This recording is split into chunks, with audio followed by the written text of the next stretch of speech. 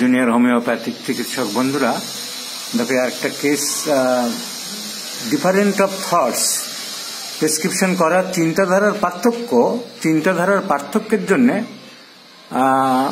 আদর্শ আরোগ্য আমাদের হাতে আসে না। আমি দেখাচ্ছি ভদ্রমহিলা, ওনার বয়স 56, উনি ঝাড়গ্রাম থেকে এসছেন। ওনার মেন সমস্যা হচ্ছে এখন bilateral cortical cyst, hepatomegaly and other problems সব আছে।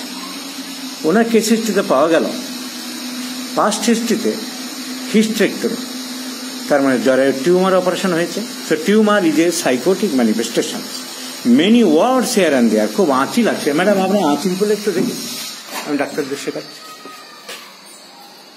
আঁচিলে ভর্তি, এই বাঁদিকটা, ডান দিকে দেখি ঘাড়ের কাছে অসংখ্য আঁচিল, এবং বাঁদিকেই বেশি দেখা যাচ্ছে, ডান দিকে কম। বাঁদিকে প্রচুর আঁচিল দেখা যাচ্ছে। তাহলে লেফট সাইডেড অ্যাগ্রাভেশন আমরা বলতে পারি, এই আঁচিলের ক্যারেক্টারিস্টিক নিয়ে বলতে পারি। তো প্রচুর আঁচিল, জ্বরের টিউমার অপারেশন হয়েছে, আঁচিলগুলো বাঁদিকেই বেশি। Bilateral cortical cyst is also belongs to সাইকোসিস। উনি স্বপ্ন কি দেখেন? আপনি কি কিসের স্বপ্ন বেশি দেখেন বললেন?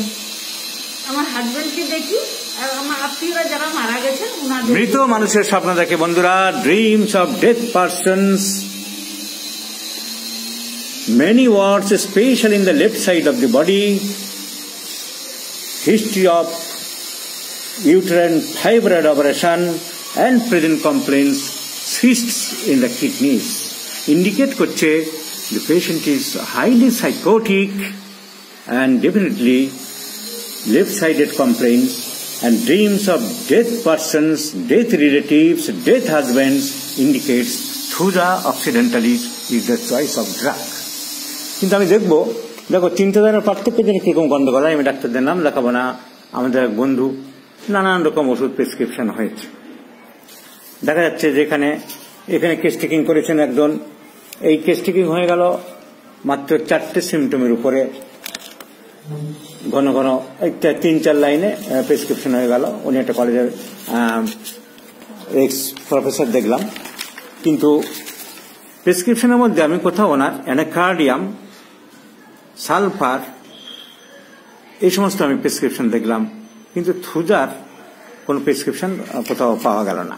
সো অ্যান্টিমায়োজমেটিক কনস্টিটিউশনাল ট্রিটমেন্ট ছাড়া রোগী সারানো খুবই মুশকিল।